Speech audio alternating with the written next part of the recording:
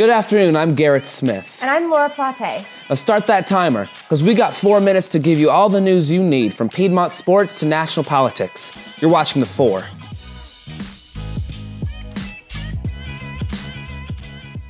This week at Piedmont, high school juniors and seniors experienced the arts at Piedmont during FACE, hosted on Friday, February 1st. These students auditioned for Piedmont singers, explored campus, auditioned for theater, and more. Saturday morning, senior English major and Lillian Eve Smith scholar Emily Pierce presented her research on Smith at the Southern Studies Conference hosted by Auburn University at Montgomery. Saturday afternoon, Piedmont inducted 2 new members into the P Club Hall of Fame. Katie Porter-Lampelt, a women's soccer graduate of 2010, and Jason Smith, the coach of both men and women's soccer from 93 to 2005.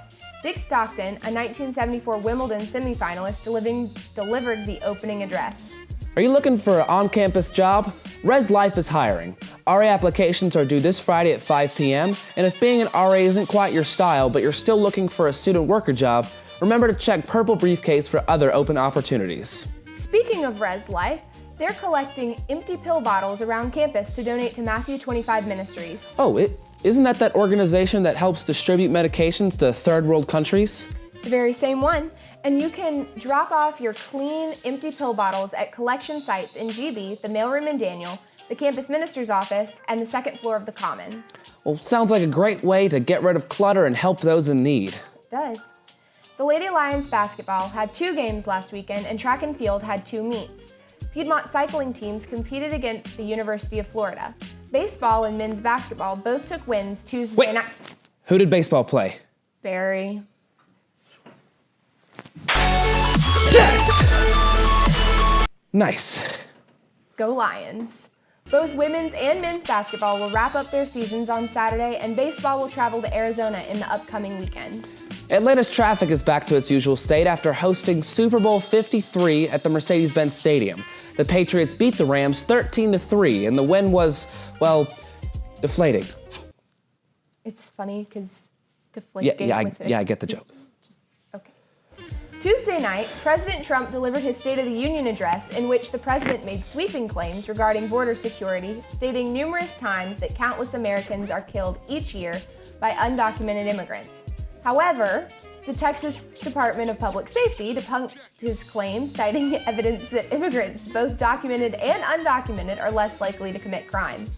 When he talked about job creation and the economy, the newly elected Democratic Women's Caucus stole the show, dancing and high-fiving one another, to which the president replied, "You weren't supposed to do that." And you weren't supposed to be president. Did you see Mitch McConnell's resting Mitch face? Because that was me trying to watch that. Security? Oh, do we have that? Do we have security? If you're looking to experience something a little more soothing than Hadley's interruptions this weekend, John Folsom's art exhibit, The Vanishing, is on display at the Mason Sharp & Son Museum of Art until the 28th.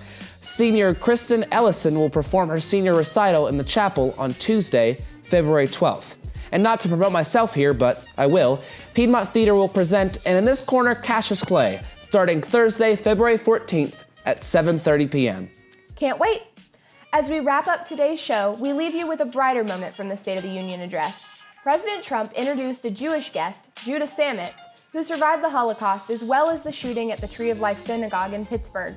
The entire audience sang him happy birthday. Was it his birthday? Yes, it was his 81st birthday.